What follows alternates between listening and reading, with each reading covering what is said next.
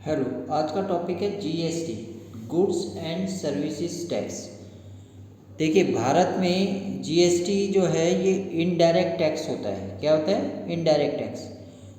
दो तरह के टैक्सेज हैं हमारे पास, एक है डायरेक्ट टैक्स और एक है indirect tax.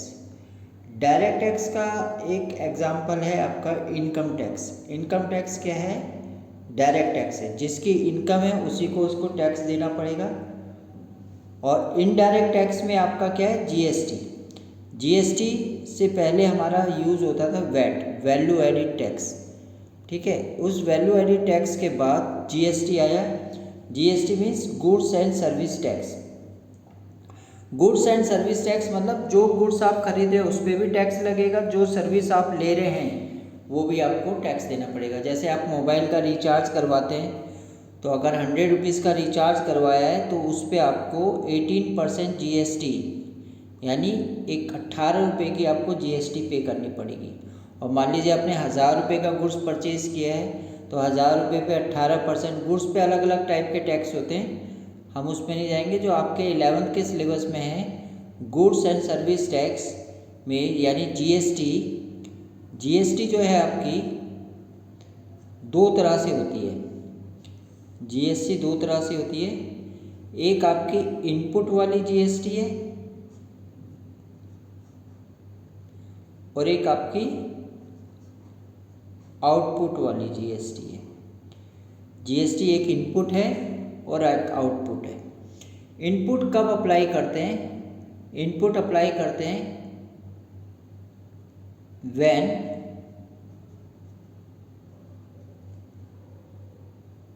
Cash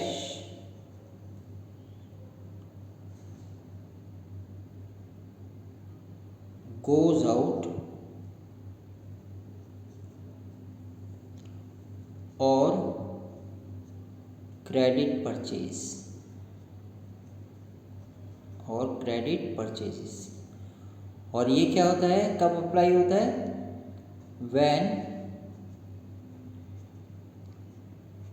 cash comes in and credit sales. Input आपकी एसेट्स होती है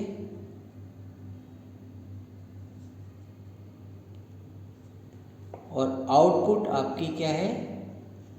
लायबिलिटीज है। सपोज कीजिए आपने कहीं से गुड्स परचेज किया, तो जो गुड्स आपको सेल कर रहा है वो आपसे कह रहा है कि भैया 1000 रुपये का गुड्स है, लेकिन आपको इस पे 18% जीएसटी यानी 180 रुपये आपको एक्स्ट्रा पे करने पड़ेंगे। तो आप उससे पूछते हैं 180 रुपये क्यों ले रहे हो आप? तो उसका जवाब होता है कि ये हमारी जेब में नहीं जाएगा, ये सरकार की जेब में जाएगा।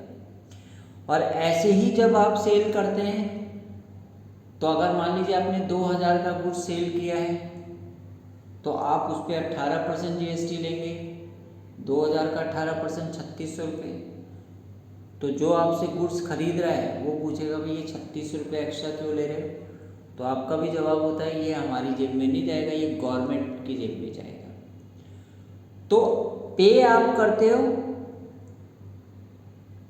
उस शॉपकीपर को, परचेज करने पे आपने किया, लेकिन उसकी पेमेंट डिपॉजिट कौन करता है? वो शॉपकीपर करता है जिसके पास वो जीएसटी है।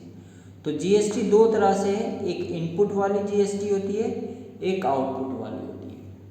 इनपुट वाली आपकी एसेट्स है और आउटपुट वाली आपकी लायबिलिटीज है। ये हम आगे पढ़ेंगे, उस पर पता लगेगा। अब बात आती है जीएसटी के टाइप्स क्या है। Types of GST. जीएसटी जो है वो कितनी तरह की होती है? सबसे पहली होती है सीजीएसटी,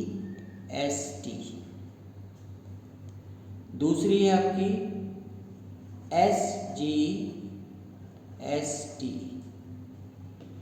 और थर्ड वन है आईजीएसटी। तीनों जीएसटी को समझते हैं। GST means goods and services tax. Goods and services tax. और इसमें सबसे पहले है CGST। CGST की फुल फॉर्म है central goods and services tax. Central goods and services tax. SGST का मतलब है state goods and services tax. IGST का मतलब है inter state goods and service tax. अब ये तीनों वर्ड्स कहाँ कहाँ यूज होते हैं? अब मान लीजिए अगर आप दिल्ली में रहते हैं और जिसको भी आपने सेल किया है या जिससे भी आपने परचेज किया है वो भी दिल्ली में, यानी परचेज और सेलर और परचेजर जब सेम स्टेट के हों, सेलर और परचेजर जब सेम स्टेट के हो तो वो दोनों यूज़ करते हैं SGST और CGST। परचेजर और सेलर सेम स्टेट के होने चाहिए, तभी हम उस पर CGST और SGST। यानी अगर मान लीजिए आपने 1 लाख रुपए का गुड्स परचेज किया है दिल्ली में रह के, दिल्ली वाले से ही, तो आपको 18% में 9% आपकी CGST होगी और 9% आपकी SGST होगी। यानी ये सोच ले कि आपने जो 1 लाख का गुड्स 18% एक्स्ट्रा यानी GST पे बेचा है, जिसका अमाउंट 18,000 रुपये होता है, इसमें से 9,000 रुपये सेंट्रल गवर्नमेंट के पास जाएगा और 9,000 रुपये ही स्टेट गवर्नमेंट के पास आएगा। सेंट्रल गवर्नमेंट को आप समझ लीजिए जैसे अभी हाल ही में दिल्ली में BJP की सरकार है और सेंट्रल में भी BJP की सरकार है। दिल्ली के जो सरकार के रिप्रेजेंट कर रहा है वो CM करते हैं और वो है रेखा जी, और सेंट्रल मतलब केंद्र में जो सरकार है उसको भी रिप्रेजेंट करते हैं प्राइम मिनिस्टर, प्रधानमंत्री, और वो है हमारे नरेंद्र जी मोदी साहब।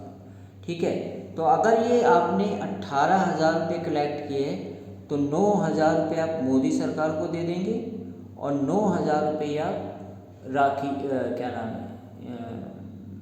दिल्ली गवर्नमेंट की जो CM है उनको दे देंगे।